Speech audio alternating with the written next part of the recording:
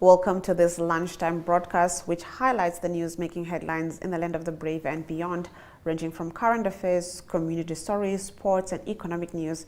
Here are the news headlines. GIPF biometric verification process launched. Africa must not be a global powerhouse battleground, says the AU. Rwanda's most wanted genocide fugitive arrested in SA after 3 decades on the run. I am Glenn Rashipura, and this is NMH at 1.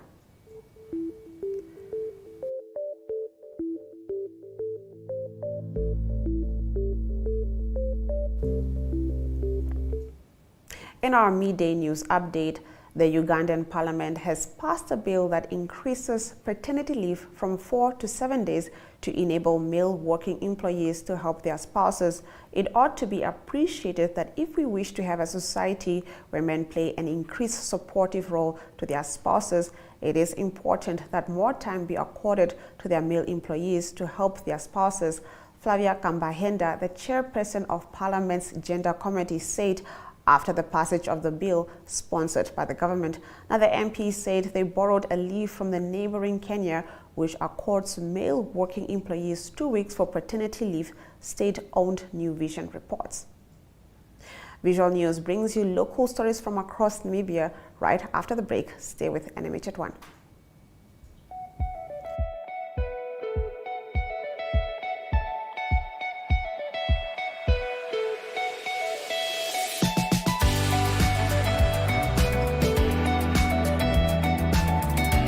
To another exciting episode of Irongo Talk. Jullie is weer en vertel ook vir julle waar die vis heel moontlik kan byt.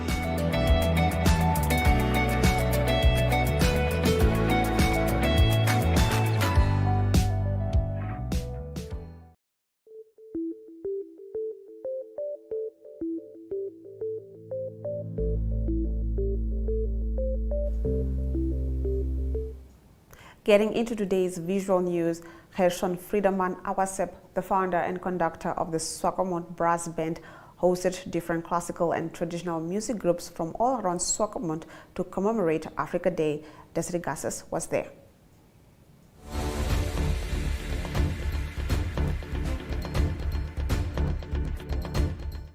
I'm Gershon Friedemann Awasep, the director of Swakopmund Brass Group.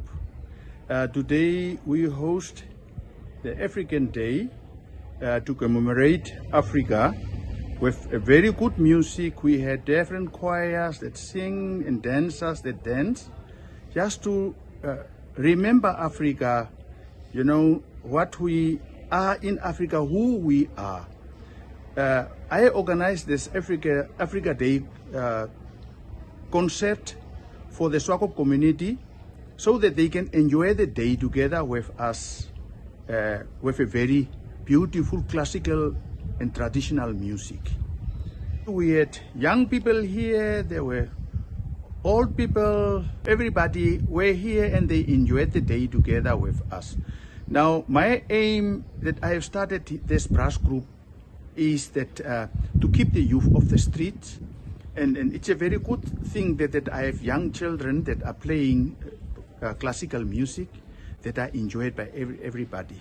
This brass group is invited to Germany, and one of the ideas that we had that event was just to get a voluntary funding. People can donate something that they have in their pockets to help us with pocket money or something like that. So our trip to Germany will take place within 2 weeks. The very important event that we are going to attend to is the German Namibian Development Association. That group are very much involved with education and arts and culture in Namibia, who renovated the Etusep hostel and built classrooms at Etusep. So we have to be there to celebrate the 40th anniversary of that group with our brass band.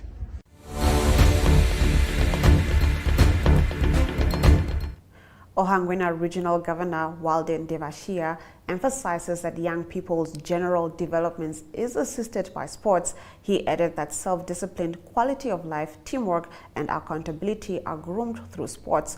Ensa Amwele reports.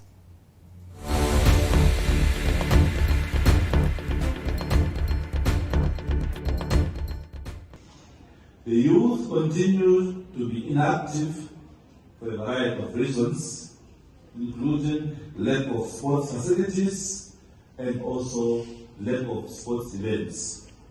They consequently have more free time and energy, which they use inadvertently.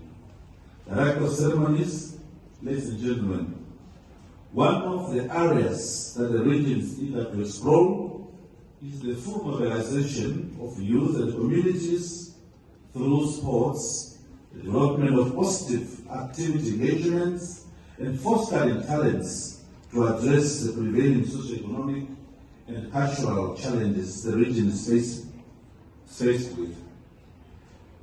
It will therefore serve as a platform raising awareness and developing talents for socio-economic growth. Among others, the Governance Cup is an initiative we seek to reach the following objectives: nurturing and developing sports talents among the youth and able-bodied, integration of sports development is a key enabler for socio-economic development, embracing unity and diversity among the residents of Angola.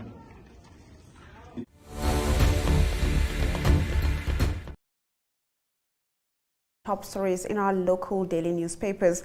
Namibian Sun informs that Namibia continues to sidestep key International Monetary Fund recommendations calling for public banks to be moved from the current self-regulatory regime. The details follows shortly after the break. We are so excited to be kickstarting your morning with entertainment.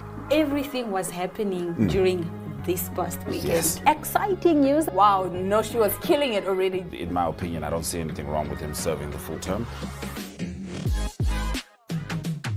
As well as keeping you informed on the issues that you need to know happening in and around our country.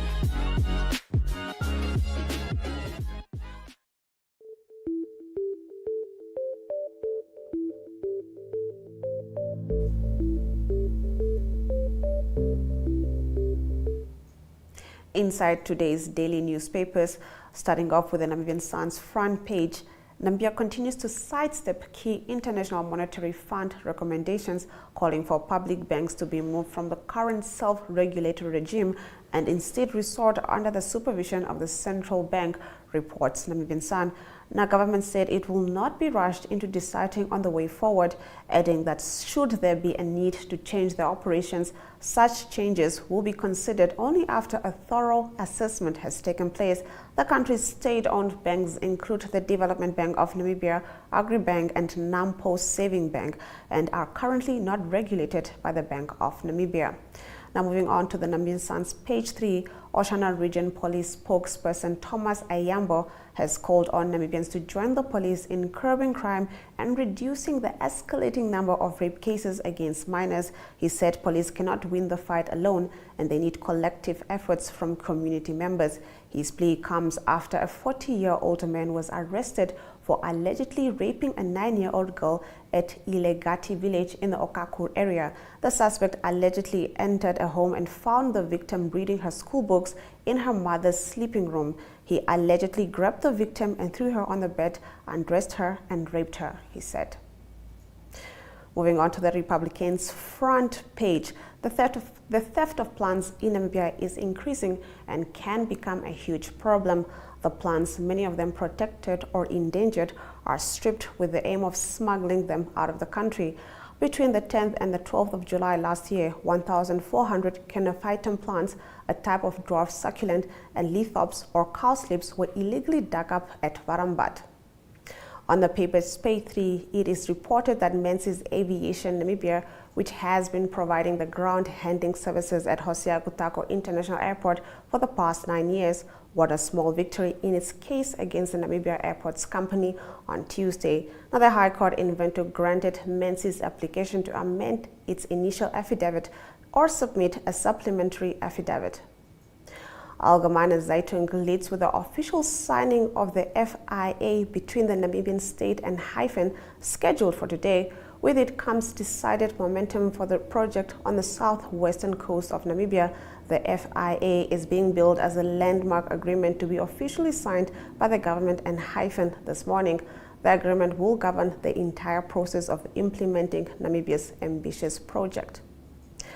Total cereal production in the Zambezi region is estimated at 14,257 metric tons, 28% more than last season's harvest of 11,134 metric tons and 80% more than the average production of 7,934 metric tons. This is according to the recently released report on the crop outlook and food security situation. The AZ reports on its page 2 that better yields are also expected this season from non-cereal crops such as sweet peas, bambara nuts, pumpkins, melons, among others. We'll be back after the break with more newspaper review. Welcome to What's Cooking, where culinary passion meets expert insights. Somebody must really want to cook and want to cook good food. Immerse yourself in the bustling world of professional kitchens as top chefs create mouthwatering dishes. Join us for in-depth interviews as our host explores the experiences and expertise of our guest chefs. Don't miss out. Tune in to What's Cooking on NTV every Friday at 2100 hours and let the culinary adventure begin.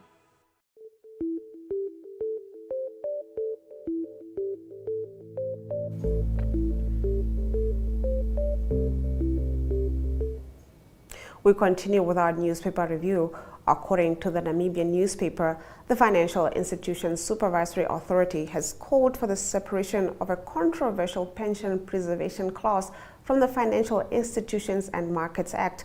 The regulatory authority's Chief Executive Officer, Simata Matamola, concluded the FEMA consultative and oversight workshop on Wednesday at Swakopmund with his belief that distinct efforts should be focused on preservation regulations.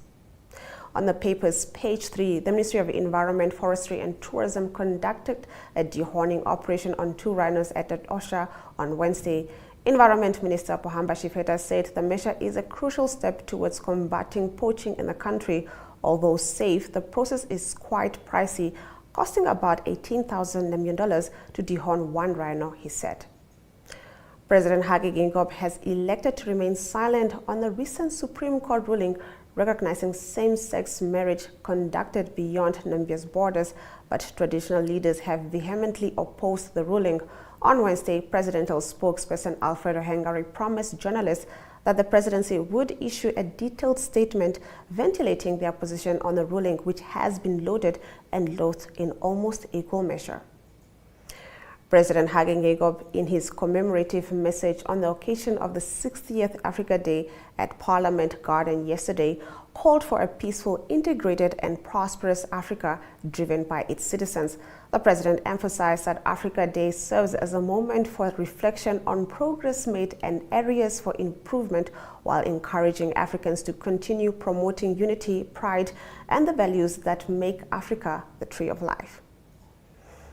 On to Market Watch, the South African Reserve Bank announced a 3rd consecutive increase in the repo rate this year by 50 basis points to 8.25%. At the first monetary policy announcement in January, the central bank increased the repo rate by 25 basis points. At the second monetary policy announcement in March, SARB hiked the repo rate by 50 basis points. Year to date, SARB increased the repo rate by 125 basis points. According to Stats SA, annual consumer inflation slowed to 6.8% in April from 7.1% in March. This is the lowest reading since May 2022, when the rate was 6.5%. Now, GIPF has initiated a biometric verification proof of life process for all re-enrolled pensioners. This story leads us into economic news. Do stay tuned. Welcome to My.NA Cars, your ultimate destination for everything automotive. I am your host, Diana Master. Teamwork makes the dream work, right? Discover the latest models, innovative technologies, and expert insights from our passionate hosts. Learn essential maintenance tips and get exclusive behind-the-scenes access to the automotive industry. Don't miss My.NA Cars on NTV every Thursday at 2100 hours. Tune in and ignite your passion for automobiles.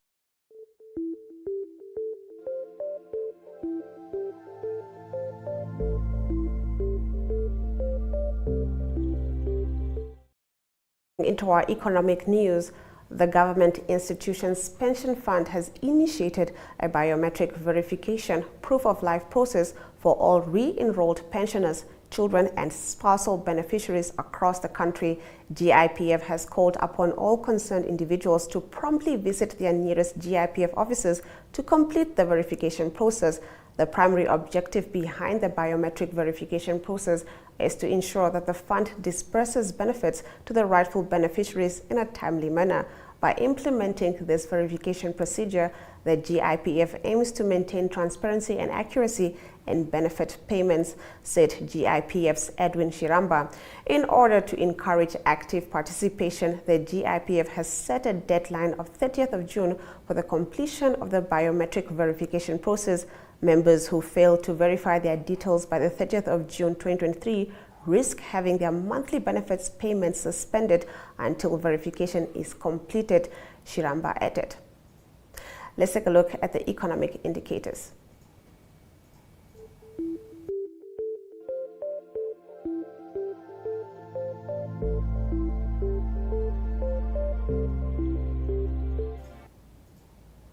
The Namibian dollar trades at 24 Namibian dollars and 47 cents against the British pounds. It trades at 21 Namibian dollars and 26 cents against the euro.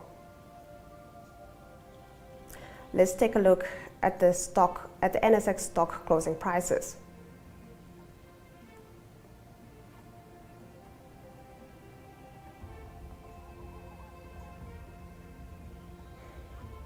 The local index closed at 637.62 and overall index closed at 0.59%.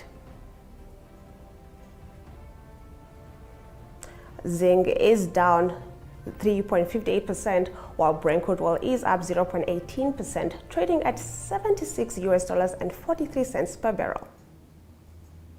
Rwanda's most wanted genocide fugitive has been arrested in South Africa after 3 decades on the run. More on this after the break.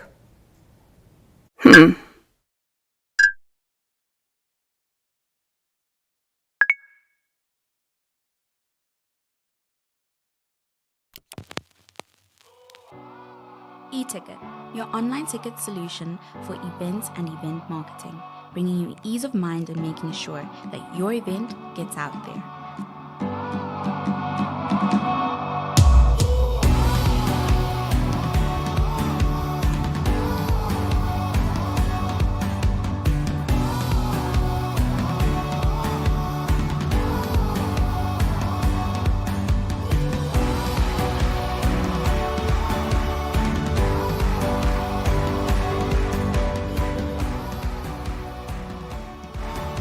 For more information, contact events@nmh.com.na.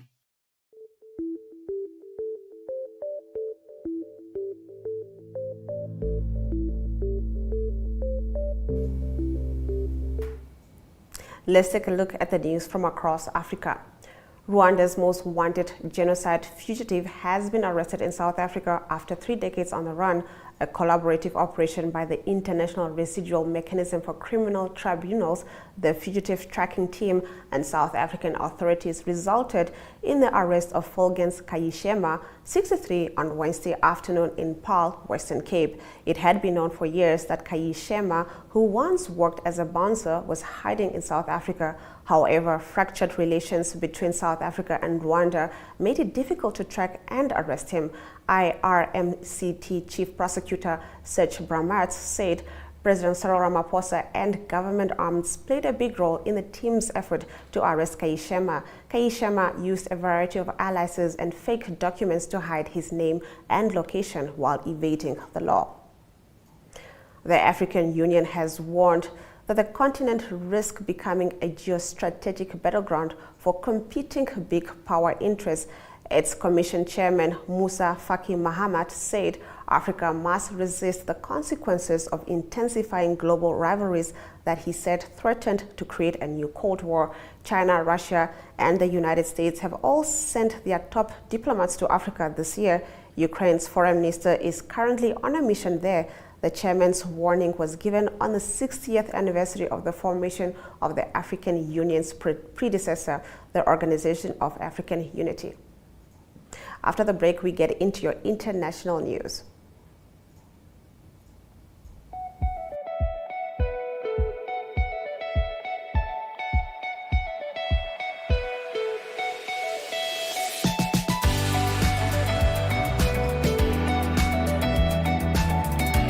To another exciting episode of Irongo Talk. We bring jou Hier is die weer en vertel ook vir julle waar die vis heel moontlik gaan byt.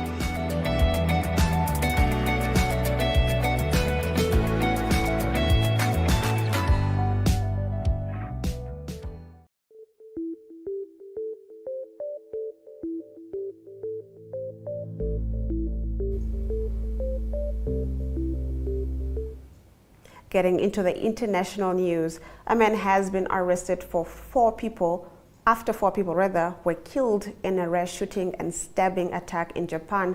The alleged assailant stabbed a woman and shot two policemen with a hunting rifle in Nagano Prefecture. A fourth death was later confirmed.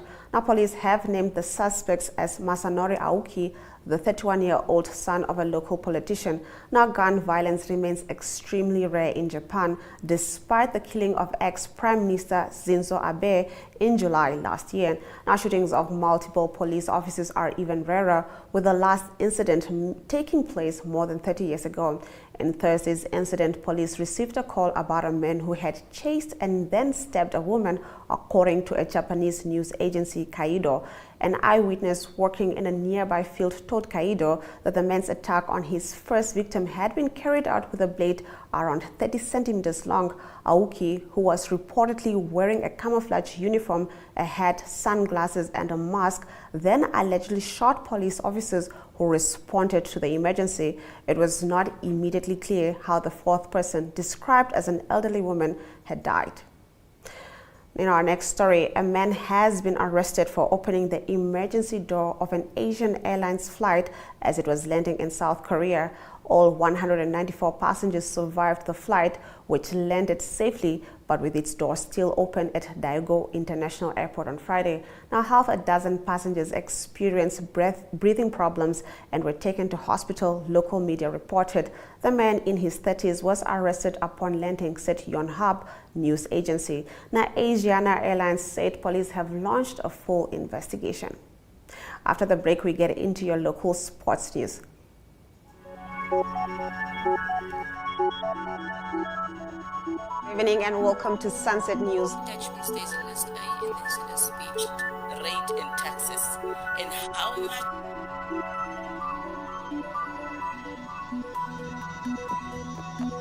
After the break, we take a look at the sports. We bring you economic indicators, tomorrow's weather, and sports. I am Aina Raiza Kweyong.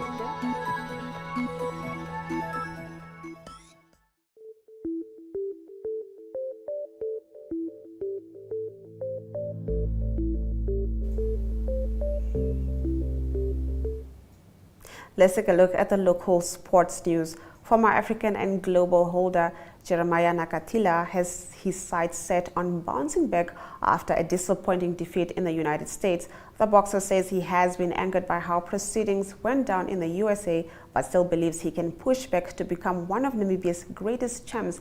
Nakatila lost to Raymond Muratella in their lightweight 10-round contest last weekend. Nakatila is back in the country and ready to pounce again. Founder of AC, Eames Moses, has informed the public that there has been a change in hosting a fundraising gala dinner for Baby Metha. The fundraising gala event for Baby Metha's medical expenses was initially scheduled for the 27th of May, but will now take place on the 9th of June. We apologize for any inconvenience caused by this change. The venue for the gala will be the Marigold Hotel, located in Windhoek, Namibia, Moses said. Now, AC said they understand the importance of the gala in supporting Baby Metha's medical expenses and greatly appreciate the continued support. We'll get into our international sports shortly.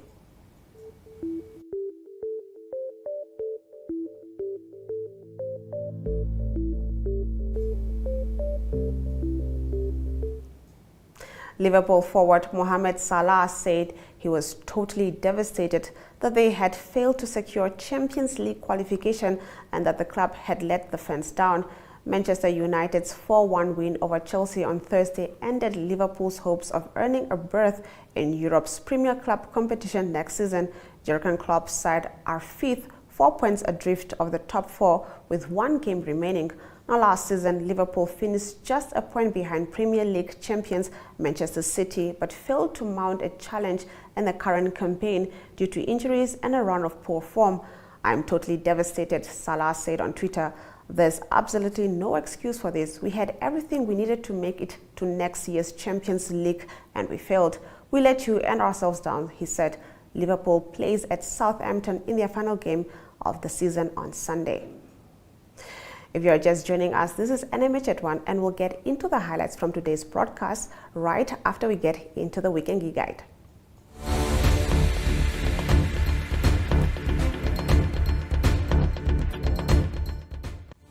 Hello NMH at 1 viewers, my name is Michael Kayunde. I'm back on your TV screens to give you guys a lowdown of some of the events that are taking place this weekend. To start with, you can catch that as Chill Sessions on Namibian Sun's Facebook page tonight at 1900 hours. That's the show where we get to take you in and around the country, counting down the latest music videos in Namibia. Moving along with other events you can catch this weekend, you can catch that is the LA Fantasies alongside Joe Black performing at Doc Juba Sports Field. That is tomorrow, Saturday. Tickets are available via My eTickets. Another show that you can catch this weekend is the African Jazz Festival taking place also here in Windhoek. Tickets are available on web tickets for 300 Namibian dollars. That's a celebration of African jazz as well as Africa Day on Sunday. Those are some of the events you can catch this weekend. From me, Michael, until next time, it's bye-bye.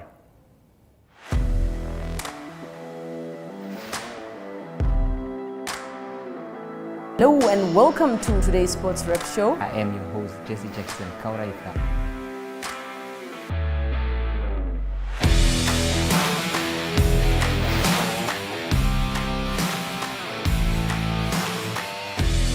In replay, Namibia, who had won the toss for the first time on this tour. Good day everyone, time for international sports news, starting off with tennis news, both on the WTA for women's and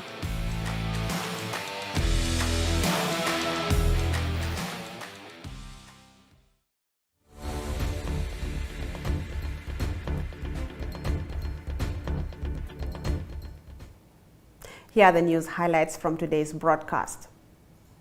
Rwanda's most wanted genocide fugitive has been arrested in South Africa after 3 decades on the run.